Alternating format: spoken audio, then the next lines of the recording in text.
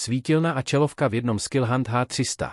Používá TIR optiku na široké rozptýlení světelného paprsku. Použitý emitor Nichia 144 má vysoké CRI pro reálné podání barev. Teplota světla 4500 Kelvinů.